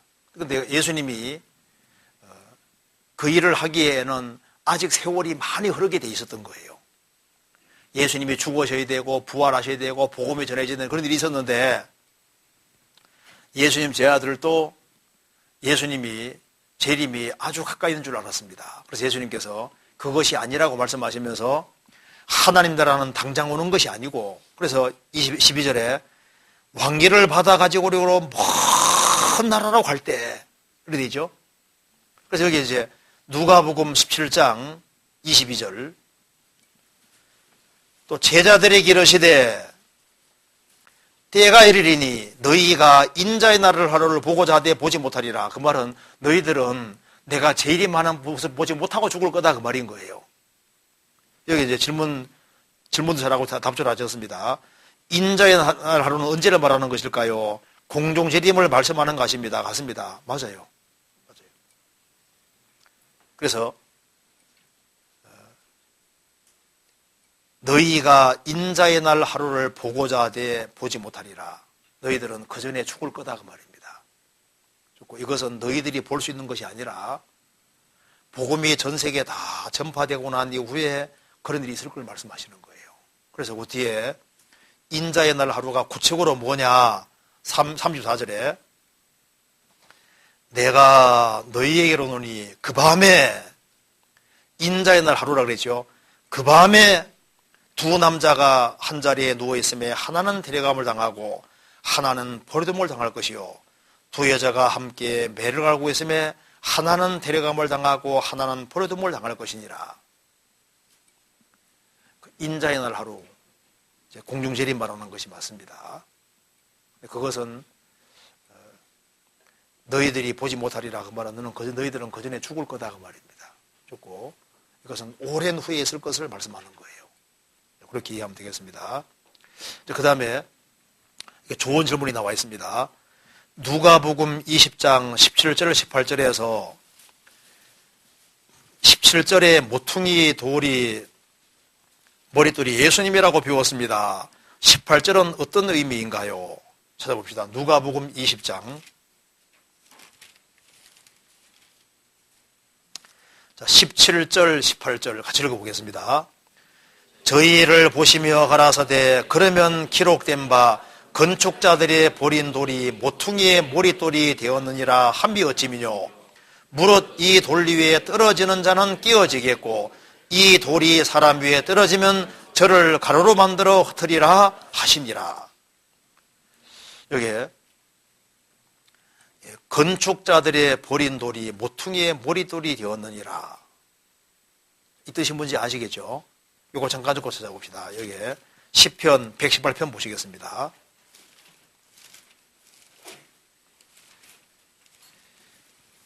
(118편) 22절 23절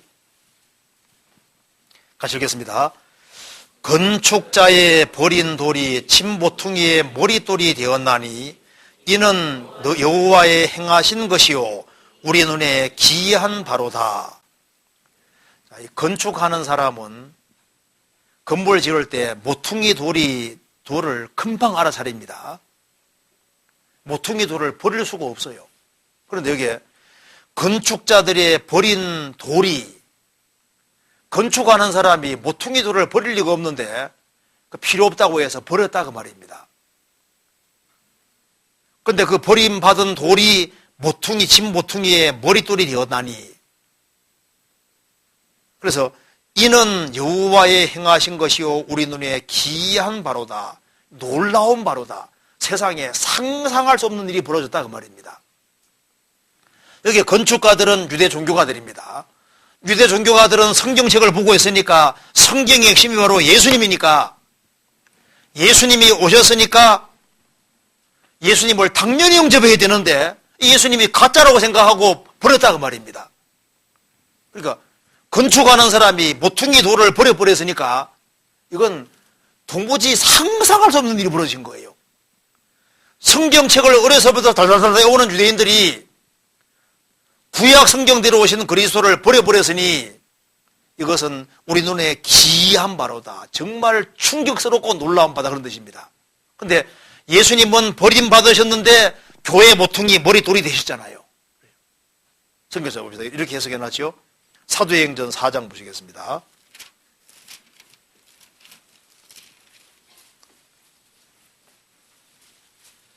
사도행전 4장 11절 11절 이 예수는 너희 건축자들의 버린 돌로서 침모퉁이의 머릿돌이 되었느니라. 다른 이로서는 구원을 얻을 수 없나니 천하인간의 구원을 얻을 만한 다른 이름을 우리에게 주신 일이 없음이니라 하였더라. 이 예수는 너희 건축자들의 버린 돌로서, 너희 건축자들이 유대 종교가들입니다. 건축자들의 버린 돌로서 침모퉁이의 머릿돌이 되었느니라. 침모퉁이 머릿돌이 바로 교회의 머릿돌이 되신 거예요. 자, 베드로전서 한번 찾아봅시다. 베드로전서 2장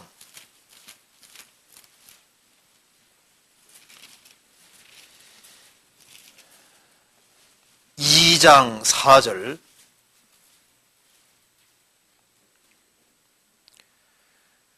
사람에게는 버림바가 되었으나 하나님께는 택하심을 입은 보배로운 산돌이신 예수에게 나와 너희도 산돌같이 신령한 집으로 세워지고, 사람에게는 버림바 되었으나 유대 종교가들에게 버림받은 돌이잖아요. 그렇지만 하나님께는 택하심을 입은 보배로운 산돌이신 예수, 산돌이신 예수, 너희도 산돌같이 신령한 집으로 세워지고. 그래서 6절에 경에 기록하여서되 보라 내가 택한 보배롭고 요긴한 모퉁이 돌을 시온에 두노니 저를 믿는 자는 부끄러움을 당치 아니하리라 하였으니, 그러므로 믿는 너희에게는 보배이나 믿지 아니하는 자에게는 건축자들의 버린 그 돌이 모퉁이 머릿돌이 되고 또한 부딪히는 돌과 거치는 반석이 되었다 하니라. 저희가 말씀을 순종치 아니함으로 넘어지나니 이는 저희를 이렇게 정하신 것이라. 예수님은 건축자들의 버린 돌로서 모퉁이 머리돌이 되셨는데 이 돌을 안 받아들이는 사람에겐 예수님이 거치는 돌이고 부딪히는 돌과 거치는 반석이 되시는 겁니다. 그러니까 예수님을 받아들이는 사람에게는 예수님이 보배돌이 되는데 예수님 배쳐가는 사람에게는 예수님이 그 사람에게는 부딪히는 돌과 거치는 반석이 되는 거예요. 성경 에베소서 찾아보시겠습니다. 에베소서 2장 20절.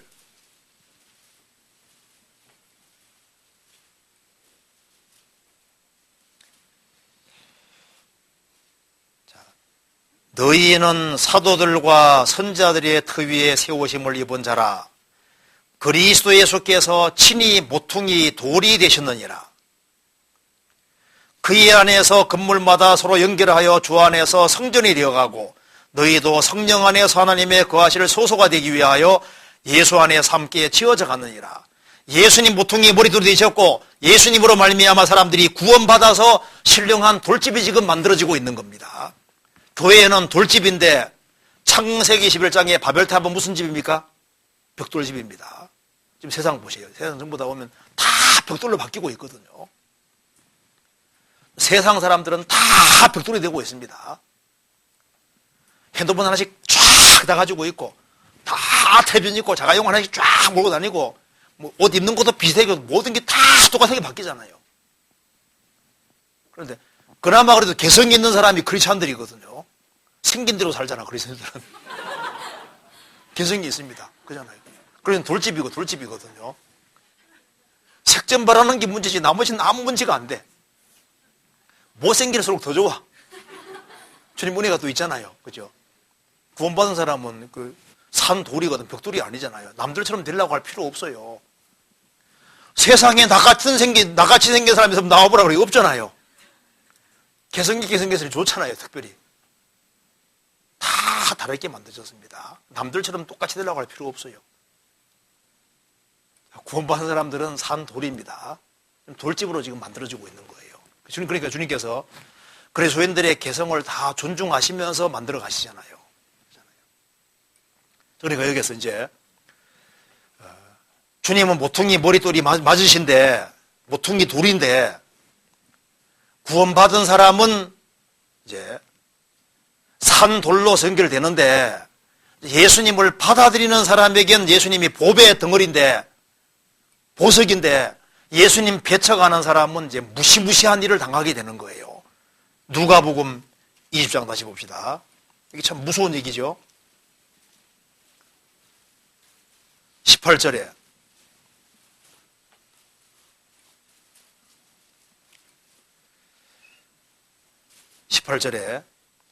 무릇 이 돌 위에 떨어지는 자는 깨어지겠고 무슨 말입니까?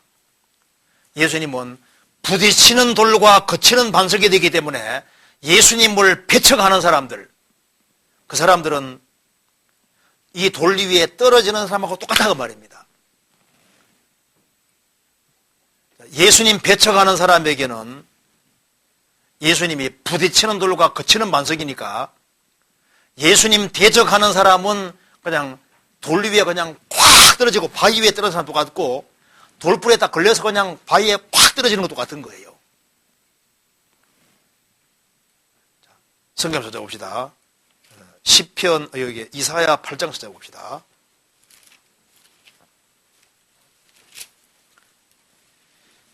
아, 8장 13절 14절 보시죠. 14절 그가 거룩한 피할 곳이 되시리라. 그러나 이스라엘의 두 집에는 거치는 돌, 걸리는 반석이 되실 것이며 예루살렘 거민에게는 함정골모가 되시리니 많은 사람들이 그로 인하여 거칠 것이며 넘어질 것이며 부러질 것이며 걸릴 것이며 잡힐 것이니라. 예수님이 오셨는데 유대인들 대다수가 배척했잖아요. 그래서 유대인들 인생이 아주 비참하게 된 겁니다. 그러니까 예수님 배척하는 사람은 부딪히는 돌과 거치는 반석이 되도록 하나님 정하신 거예요. 그래서 예수님을 배척하면 어느 누구도 결국은 그 사람 인생은 깨지는 것밖에 없다는 걸 말하고 있는 겁니다. 사무엘상 2장 보시겠습니다.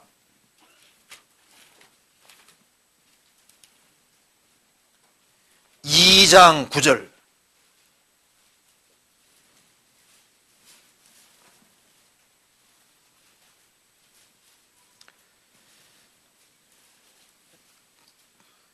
사무엘상 2장 9절 그가 그 거룩한 자들의 발을 지키실 것이요. 주님께서는 성도들의 발을 지켜주십니다. 실족하지 않게 막아주세요.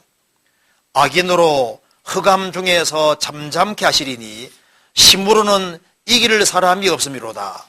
여호와를 대적하는 자는 산산이 깨어질 것이라. 하늘 우레로 그들을 치시리로다. 여호와를 대적하는 자는 산산이 깨어질 것이라. 하늘 우레로 그들을 치시리로다. 박살난다 그 말이죠. 그래서 이 돌리 위에 떨어지는 자는 깨어질 것이다. 지금까지 주님께 도전해서 이긴 사람이 없잖아요. 이 돌리 위에 떨어지는 자는 깨어질 것이다. 그래서 예수님을 대적하는 사람은 다 번번이 깨어지고 다 실패했습니다. 예수님 대적하고 잘된 사람이 없잖아요. 이 돌리 위에 떨어지는 자는 깨어질 것이다. 과거부터 항상 깨어집니다. 누가복음 20장 다시 봅시다. 20장 18절 무릇 이 돌리 위에 떨어지는 자는 깨어지겠고. 예수님 대적하는 사람은 인생 무조건 망하는 인생이 되는 겁니다. 그래서 이제 평범한 사람도 하여튼 예수님 걸 걸고 넘어지고 했다면은 악명 높은 사람이 다 돼버리는 거예요. 그렇죠? 불법 재판하는 사람들도 많은데 유독 왜 빌라도 그렇게 욕을 얻어먹어요? 예수님을 재판했거든요.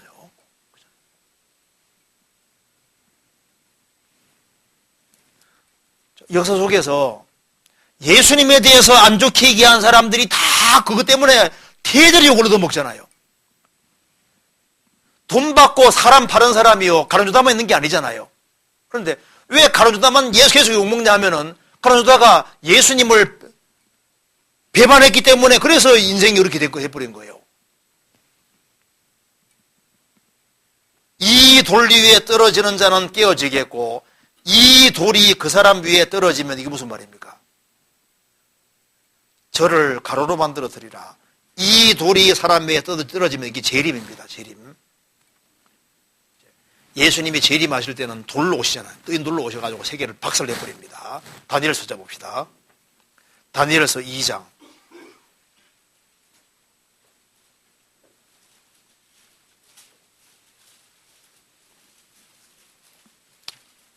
자, 다니엘서 2장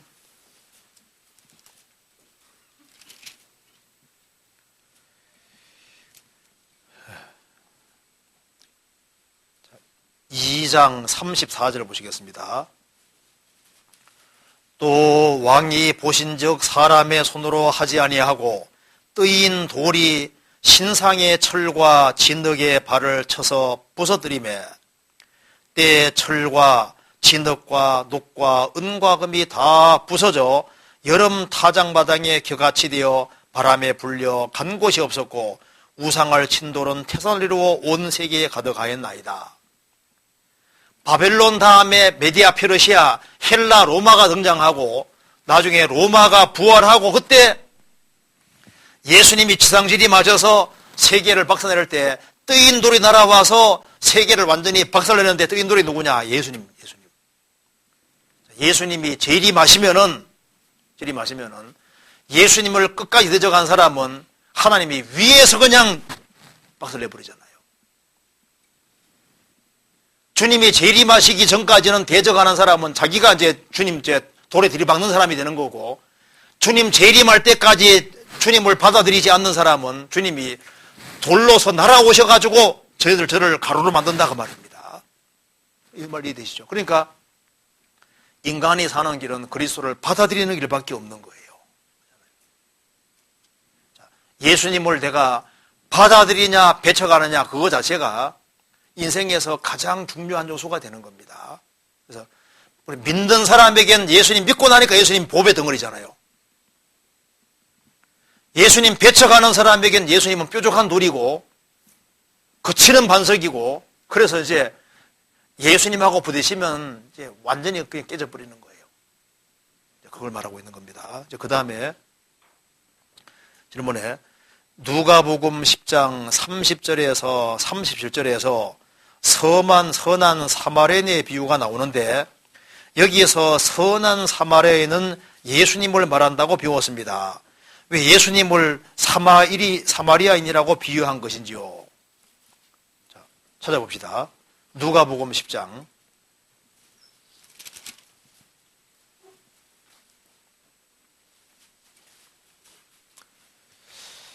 30절. 예수께서 대답하여 가라사대 어떤 사람이 예루살렘에서 여리고로 내려가다가 강도를 만나매 강도들이 그 옷을 벗기고 때려 급한 죽은 것을 버리고 갔더니 마침 한 제사장이 그 길로 내려가다가 그를 보고 피하여 지나가고, 또 이와 같이 한 레위인도 그곳에 이르러 그를 보고 피하여 지나가되, 어떤 사마리아인은 여행하는 중 거기 이르러 그를 보고 불쌍히 여겨 가까이 가서 기름과 포도주를 그 상처에 붓고 싸매고 자기 짐승에 태워 주막으로 데리고 가서 돌보아 주고. 여기서 예루살렘에서 여리고로 내려가다가, 여기 이제 이거 봅시다.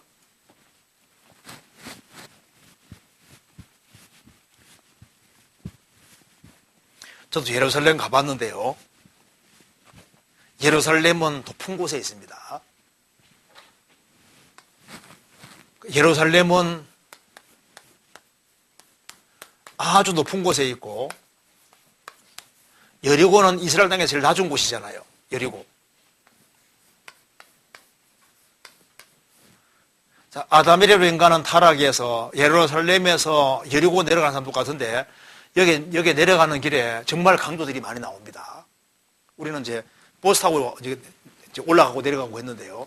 아주 길이 아주 험해요. 그런데 이제 한 사람이 강도 만나서 그만 죽게 되었다. 강도 만나서 거의 죽게 됐습니다. 이제 이 사람은 자기 스스로 힘으로 살림 받을 수 있는 능력이 없잖아요. 그런데 이제 이 사람은 이제 자기 힘으로, 자력으로 건전받을 게 없으니까 도움을 꼭 받아야 되는 겁니다. 그런데 누가 지나갔냐 하면은 제일 먼저 제사장이 지나갔잖아요. 제사장. 이스라엘 사람들 제사장하면 가장 대단하잖아요. 하나님 섬긴 사람이니까. 그런데 제사장이 이 사람을 피해가고 이 사람 못 건져줬습니다. 그 다음에 레위인이 지나가는데 레위인도 구해주지 못하잖아요. 그런데 사마리아 사람이 지나가다가 보고서 불쌍히 여겨서 이 사람을 건져줬다 그 말입니다. 그런데 이제 질문한 내용은 왜 여기에 사마리아인이 강도 만난 자가 우리 각자 모습이고, 이 사마리아 사람이 바로 예수님의 모습인데 왜 예수님을 사마리아 사람이라 했느냐, 이유가 있어요. 자, 먼저 이거부터 찾아봅시다. 마태복음 한번 찾아봅시다. 마태복음 2장 보세요. 23절 같이 읽어보겠습니다. 나사렛이란 동네에 와서 사시니 이는 선지자로 하신 말씀에 나사렛 사람이라 칭하리라 하심을 이루려 함이로라. 여기 예수님이 나사렛 동네에 사셨는데요. 지금 나사렛 동네가 발견된 거 아시죠? 고고학적으로 나사렛 동네가 발견됐는데 이 나사렛 지역이 축구장 크기 정도 되는 동네였습니다. 축구장 크기 정도의 동네니까 가구수도 많지 않은 거예요. 그러니까 이스라엘에서 이 나사렛은 아주 촌동네고 별로 이름 없는 동네다 그 말입니다. 그래서 예수님을 낳은 마리아도 이게 나사렛 사람입니다. 그리고 여기 선지자로 하신 말씀에 선지자가 단수가 아니라 선지자 프로피트, 선지자들 이렇게 돼 있어요. 그러니까 이게 영어 성경에도 그렇고 이게 선지자들 이렇게 선지자들로 하신 말씀에 선지자들로 하신 말씀에 그리고 이게 구전입니다. 입으로 선지자들이 기록한 말씀이 아니라 선지자들이 말하기를 선지자들이 여러 사람이 이미 예언해 왔는데 예수님은 나사렛 사람이라 칭하리라. 그러니까 나사렛 하면은 아주 시골 촌동네니까 나사렛에서 무슨 선한 것이 나겠느냐 그랬잖아요. 나사렛은 이름 없는 동네인 거예요. 아주 그 시골 동네고 그래서 저 사람 나사렛 사람이야 그 말은 경멸조의 말인 겁니다. 나사렛 사람이다. 또 하나는 사마리아 사람이라는 건 더 경멸이거든요. 이렇게 나사렛 사람이라 그 말도 경멸이고 그보다 더 안 좋은 경멸적인 말이 너는 사마리아 사람이다.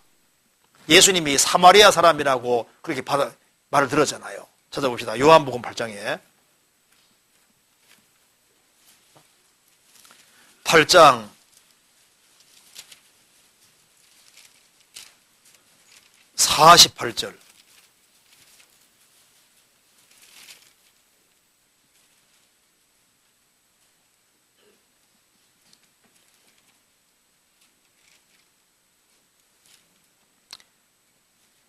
8장 48절 유대인들이 대답하여 가로되 우리가 너를 사마리아 사람이라 또는 귀신이 들렸다는 말이 옳지 아니하냐. 유대인들이 가로되 우리가 너를 사마리아 사람이라.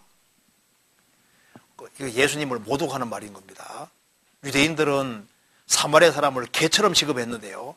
유대인과 이방인이 섞인 사람이 사마리아 사람이잖아요. 유대인 보고서 사마리아 사람이다 경멸하는 겁니다. 또 더 심각하게 너는 귀신 들렸다 미혹하는 자다. 예수님에 대해서 경멸적으로 말했는데 예수님이 처음에는 나사렛 사람이야 그 무시하는 말이잖아요.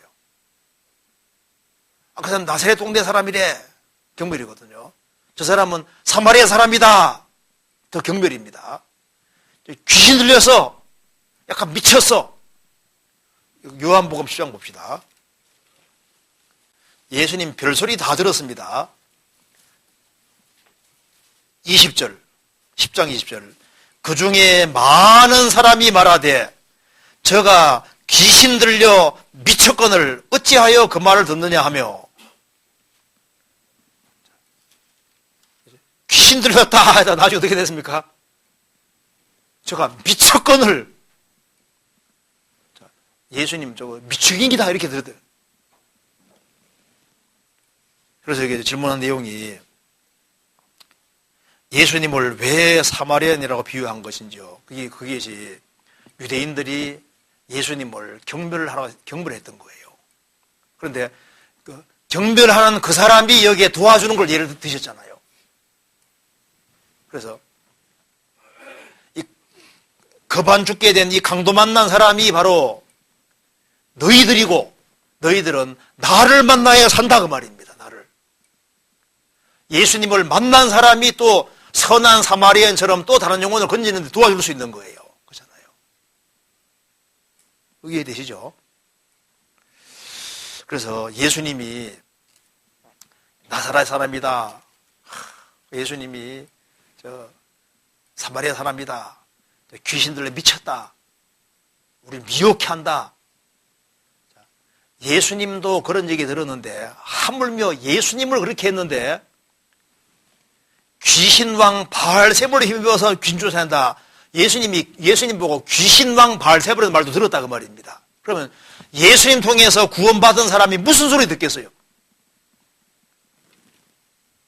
구원받은 사람에 대해서 얼마든지 안 좋게 얘기할 수 있는 겁니다. 근데 그거 너무 심각할 필요 없어요. 그리고 오히려 그런 소리 들으면은 내가 정상이다 생각하면 될 겁니다. 그잖아요. 예수 믿고 구원받은 사람이 사람들에게 좋은 소리 듣고 살겠어요? 누구에게 싫은 소리 듣냐 하면은 구원받지 아니한 종교가들에게 싫은 소리 듣는 거예요. 그래서 육으로 난 자가 성령으로 난 자를 핍박한 것 같이 이제도 그러하도다. 지금도 마찬가지입니다. 지금도 거듭나지 못한 종교가들이 거듭난 사람을 핍박하는데 지금도 그러다. 지금도 똑같은 거예요. 그리고 이게 누가복음 10장 17절 18절에서 예수님이 사단이 하늘로서 번개같이 떨어지는 것을 보았다고 하셨는데 이는 루시퍼를 말씀하는 것인가요? 17절에 귀신들을 말씀하는 것인가요? 자, 찾아봅시다. 누가복음 10장. 질문하시는 분이 한 분 같은데 누가복음을 쫙 읽으면서 이제 궁금한 걸 적으신 것 같아요. 그렇죠? 벌써 이제 누가복음이 쭉 나오잖아요. 그러니까 뭐 그런 것 같아요. 자, 누가복음 10장 보시겠습니다. 17절. 70인이 기뻐 돌아와 가로되 주여 주의 이름으로 귀신들도 우리에게 항복하더이다. 예수께서 이르시되 사단이 하늘로서 번개같이 떨어지는 것을 내가 보았노라. 내가 너희에게 뱀과 정갈을 밟으며 원수의 모든 능력을 제어할 권세를 주었으니 너희를 해할 자가 결단코 없으리라. 그러나 귀신들이 너희에게 항복하는 것을 기뻐하지 말고 너희 이름이 하늘에 기록된 것으로 기뻐하라 하시니라. 여기서 여기 이제 70인이 돌아왔다 그랬죠. 70인. 성경에 읽어보면은 이렇게 되어 있습니다. 고린도전서 15장에는 500명이 한꺼번에 봤다. 예수님 부활하는 걸 500명이 일시에 봤다. 그 말이 있거든요. 그리고 예수님이 70명 제자들을 불렀잖아요. 그리고 또 12명의 제자를 부렸습니다. 12명 중에도 3명을 더 가까이 하셨습니다. 그러니까 예수님이 가까이 한 사람들이 예수님이 부활하는 모습을 500명이 한꺼번에 보기도 했습니다. 그런데 500명보다는 70명은 주님을 더 많이 알았거든요. 12명은 주님을 더 많이 알았고 그 중에 3명은 주님이 더 가까이 하셨습니다. 누군지 아시죠? 베드로, 야고보, 요한. 그러니까 주님이 가까이 하셨지만은 주님이 더 가까이 하는 사람이 있었던 거예요. 그러니까 똑같이 구원을 받아서도 주님이 더 가까이 하는 사람들이 있습니다. 그죠? 진짜예요. 그래서 예수님이 회당장 야이로의 딸을 살릴 때 12제자를 데려다녔지만은 회당장 야이로의 딸을 살릴 때는 3명만 데려가야 가서 보여주셨잖아요. 변화선상에서 변화되실 때도 3명만 데려가셨습니다. 겟세마네 동산에서 기도할 때도 3명만 데려가셨습니다. 그러니까 예수님이 3명을 더 가까이 하셨다니까요. 그러니까 주님을 더 친밀히 하는 사람을 주님이 더 친밀히 하시는 것이 있어요. 있습니다. 그래서 교회 안에도 주님을 더 가까이 하는 사람에게 주님이 더 많은 걸 깨닫게 도와주셔요. 그 사실인 겁니다. 여기 이제 70명이 돌아와서 너무 기뻐했습니다. 주여, 주의 이름으로 귀신들도 우리에게 항복하더이다. 귀신이 항복하니까 너무너무 좋아했잖아요. 예수님 말씀했습니다. 그러나 귀신들이 너희에게 항복하는 것을 기뻐하지 말고 너희 이름이 하늘에 기록된 것으로 기뻐하라. 이 말씀과 대조되는 말씀이 예레미야 17장에 주님을 여호와를 버리는 사람은 흙에 기록될 것이다. 그 말 반대가 하늘에 기록되는 거다 그 말입니다. 너희 이름이 하늘에 기록된 것으로 기뻐하라. 이 말은 70명의 제자들의 구원을 보증해 주신 거예요. 70명은 다 구원받은 사람이라는 겁니다. 그런데 여기 질문하는 내용은 사단이 하늘로서 번개같이 땅에 떨어지는 것을 보았노라 했는데 여기에 사단은 루시퍼를 말하는 것이 맞습니다. 여기 이제 사단이 하늘로서 번개같이 떨어지는 것을 내가 보았노라. 여기에 사탄은 여기에 루시퍼를 말하는 겁니다. 근데 물론 여기에 사탄은 대적자라 그런 뜻이죠. 이게 대적자라는 뜻이고 고유명사가 아닙니다. 그리고 이제 여기 보통 사탄을 루시퍼라고 하는데 루시퍼란 말도 고유명사가 아닙니다.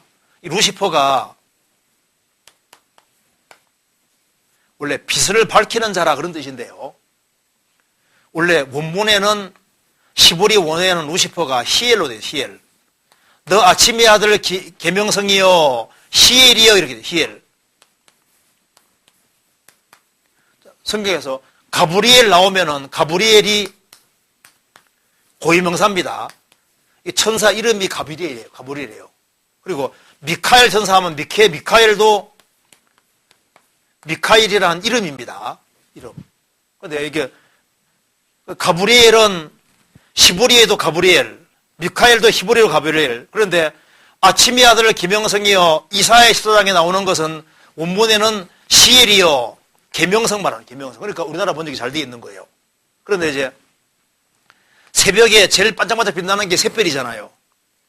그래서 빛을 밝히는 자라는 의미에서 루시퍼라는 말을 이제 영어로 사용했고, 루시퍼가 네덜란드 말에서는 성냥입니다. 성냥 불 켜면 불 탁 나오잖아요. 루시퍼. 그 빛을 밝히는 자 그런 뜻입니다. 그러니까 밝게 빛난다 그런 뜻인 거예요. 고유명사가 아닙니다. 그러니까 이제 루시퍼도 고유명사가 아니고 사탄도 고유명사가 아니에요. 성경에서 이 사탄의 이름이 나오는 게 아닙니다. 이해되죠? 그래서 여기에 하늘로 번개 떨어질 때, 사단이 떨어질 때, 그때 하늘 별 3분의 1 떨어졌다고 되어 있잖아요. 성경에서 봅시다. 요한계시록 12장에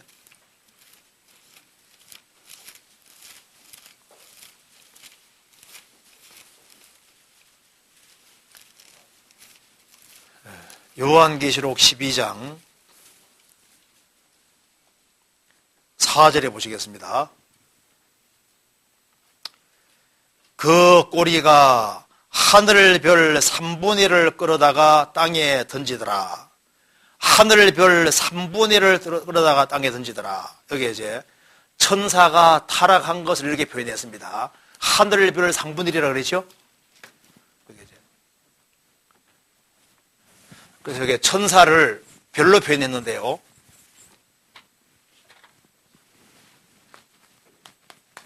성경에서 보통 천사를 별로 표현하고 있습니다.